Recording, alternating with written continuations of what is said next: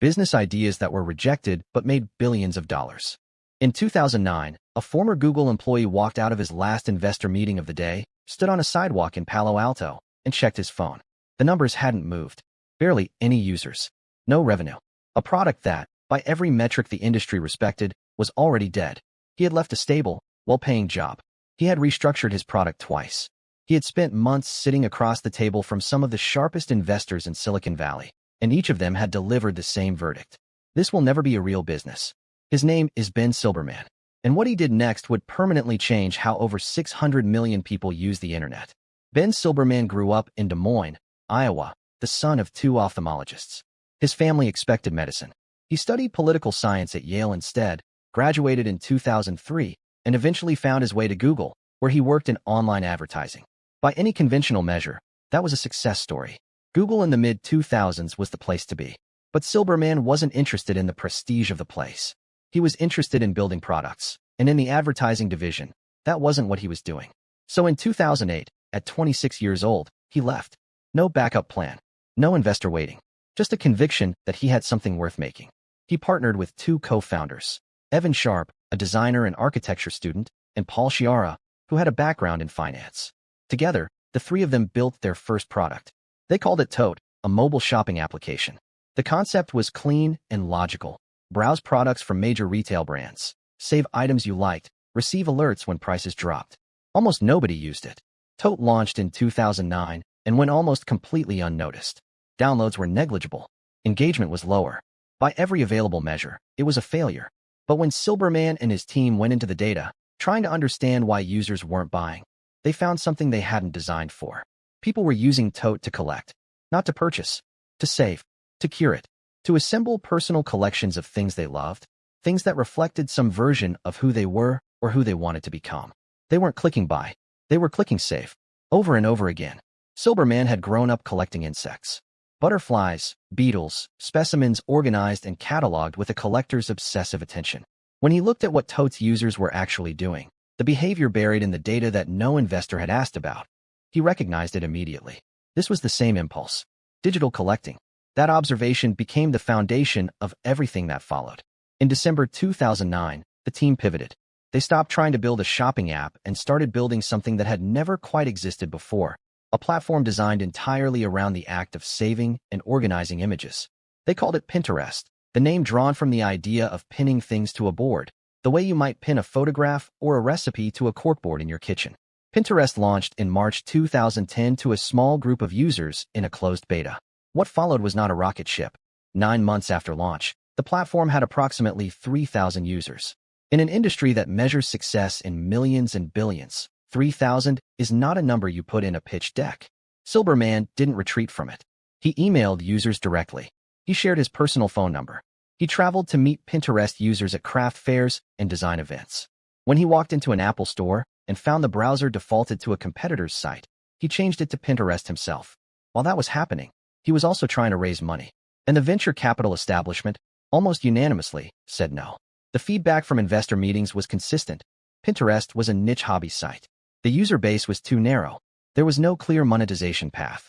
One concern came up repeatedly. The platform skewed heavily toward women.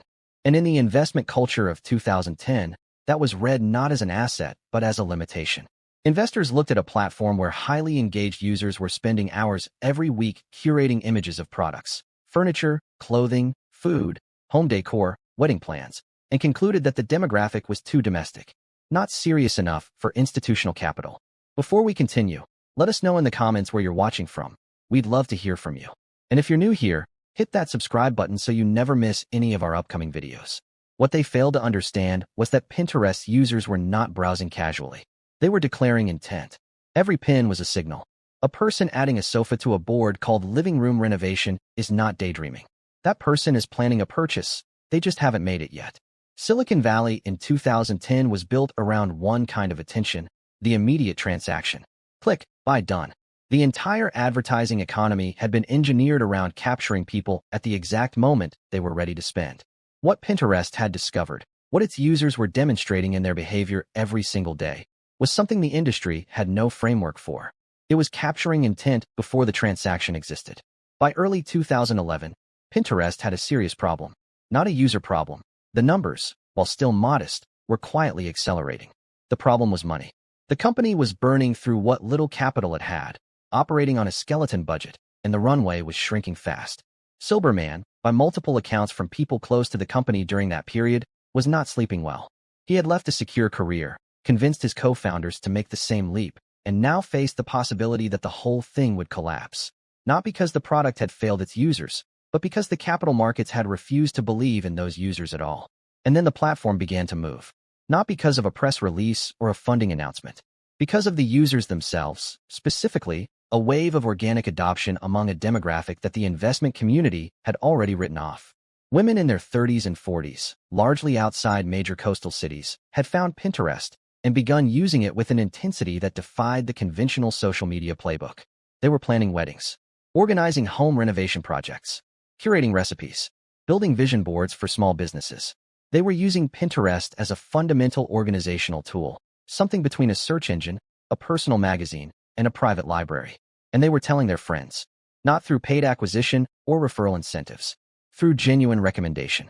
The data from this period is striking even by the standards of what came later. Pinterest became the fastest standalone website in internet history to reach 10 million unique monthly visitors. Not the fastest in its category, the fastest website, period.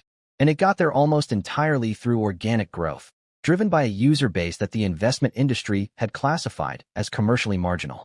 With those numbers in hand, the fundraising conversation changed completely. In early 2011, Pinterest closed a $10 million Series A from Andreessen Horowitz and a group of co-investors.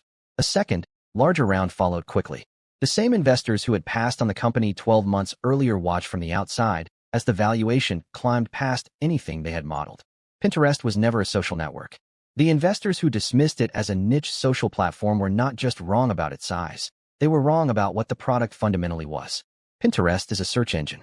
More precisely, it is a visual search engine for future decisions. When someone opens Pinterest and searches kitchen renovation ideas, they are not socializing. They are not consuming content from people they follow. They are conducting a search, and every image they engage with, save, and return to is a precise record of their intentions, their preferences, and their upcoming spending behavior. This is categorically different data from what Facebook or Twitter were generating. Social platforms tell you what people did, what they liked, what they shared, what content they consumed in the past. Pinterest tells you what people intend to do. It captures desire before it becomes a transaction.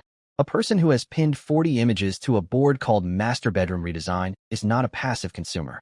That person is a purchase-ready shopper who has already formed strong preferences and is close to acting on them.